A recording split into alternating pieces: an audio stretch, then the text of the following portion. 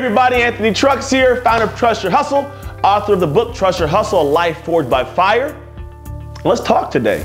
Well, I'll talk, you can just listen, I guess that works too.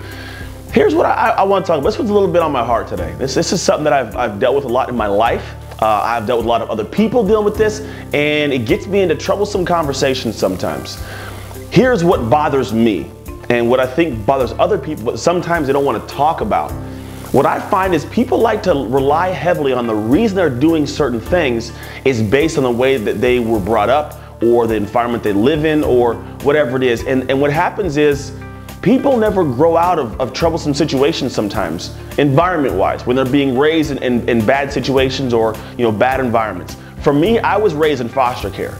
I was raised in a situation where I was beaten, physically abused, like physically tortured, literally, and this was all before the age of 6 years old. I had some horrible things happen to me. And then even after that, life was askew, and I've had things happen over my lifetime for many years. But back when I was growing up, my environment from what I came from did not have to depict who I became.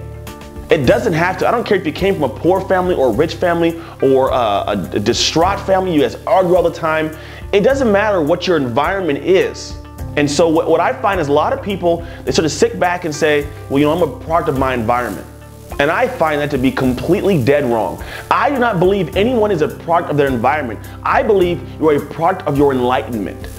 You're a product of what you choose to learn.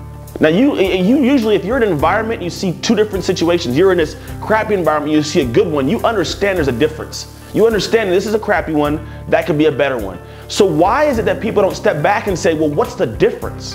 Why are they seeing this differently? Why are they in a better environment, perception-wise, from when I'm in? I see it as bad, I see it as good. Why do I not find out what it is that gets them there? Instead, you protect your environment. You say, well, this is what I'm used to, this is what I came from, this is why I'm like this. But then you get pissed if something happens and you're being depicted as like this is the environment and you haven't got to that level. You think someone's holding you back from going somewhere else. It is not that. You're holding you back.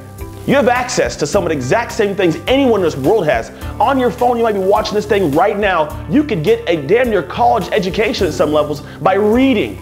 Read books. There's a lot of stuff online for free nowadays.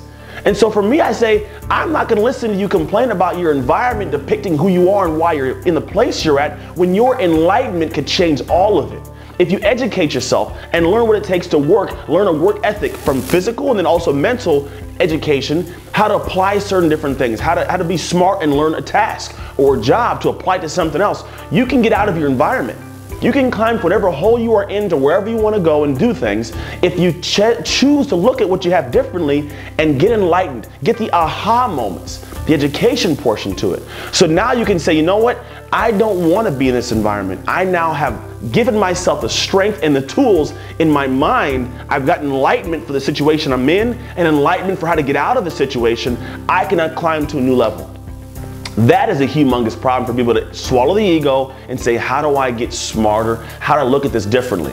So again, I repeat, I do not think that anyone's a product of their environment as much as they're a product of their enlightenment. Because yes, things happen and this is your environment. And don't get me wrong, some are so much harder than others. I get that. But if you choose to not look at how to get out of that, then it's your own fault for being in it still. It's your own fault for saying, this is why I'm like this because of this. I could have easily done that. I could have said I'm a criminal, I'm a robber, I beat my wife, I beat my kids because I was beaten, I was tortured. I could easily say that. But at the end of the day, I say, you know what? That's not right. I didn't like that. Why would I do it to somebody else? And I enlighten my brain on why I shouldn't. I learn, I educate, I talk to people. I get out of that shell so I can say, you know what? I'm not a product of that.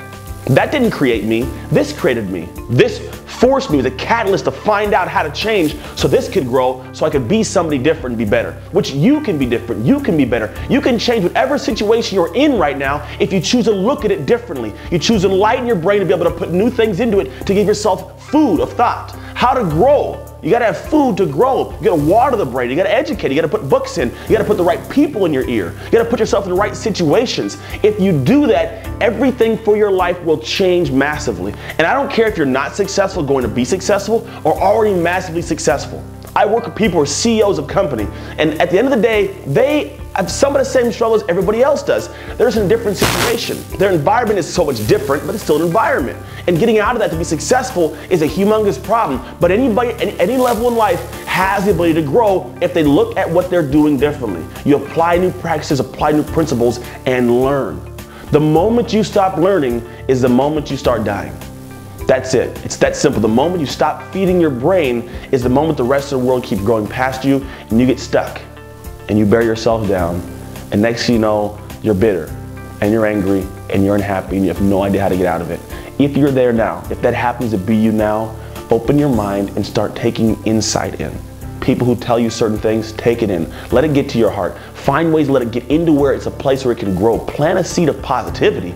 Plant a seed of growth. Plant a seed of desire to do more with your life so you can be more in your life, because there are people who look up to you every single day. And the longer you keep giving yourself the excuse of, I'm in a progress environment, the longer it's going to take you to get to a positive place in life. But you have all the tools inside of you to take a step back and say, I can read, I can write, I can learn, I can watch this video, I can apply amazing things in my life to be something so much greater in my life if I choose right now in this moment to do it. So I want you to choose right now in this moment to do better, be better, so you can become better.